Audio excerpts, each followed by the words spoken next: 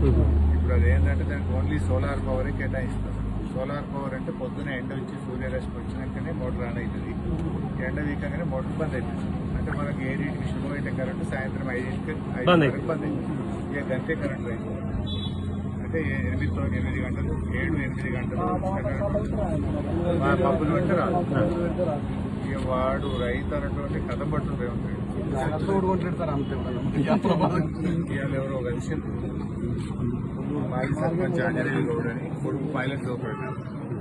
అది ఫీజు కట్టాలి జాగా అమ్ముదామంటే కొట్టలేదు సార్. అప్పుడు మన గవర్నమెంట్లో 50కి పోయింది, 30కి తండ్రి కొట్టలేడు. నా కొడుకు ఫీజు కట్టాలి సార్, నువ్వు అనుకుంటున్నాను. నేను రాజు మరి ఎట్లా సార్ నా కొడుకు ఫీజు కట్టాలంటే వచ్చి ఆంజనేయులు గౌడని కొల్లూరు సర్పంచ్ మాజీ సర్పంచ్ పరిస్థితి జాగలేటే మినిమం కోటి ఉండే అన్న ఏరియా కూడా మూడు రైతు బంధులు ఎగ్గొట్టేసి ఒక రైతు బంధు మొత్తానికి పోయింది. ఒకటి 3 ఎకరాలు వేసాడు.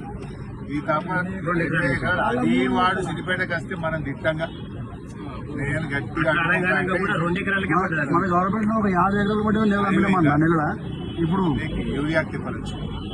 యూరియా పోయింది. ఇప్పుడు పంట అమ్ముకోవడానికి తిప్పలేదు.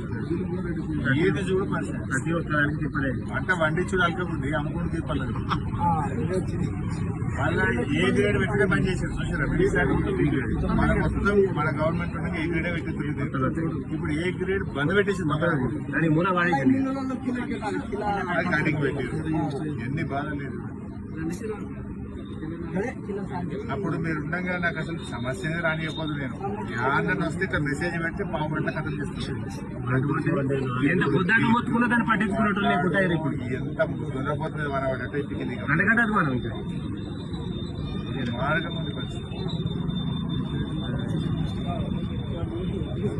ఏం చేయాలి మీకు నేను ప్రయత్నం చేస్తాను. మీరు చూసుకుంటూ టీవీలో పేపర్ నేను అసలు రైతుల గురించి మాట్లాడిన రోజే ఉండదు.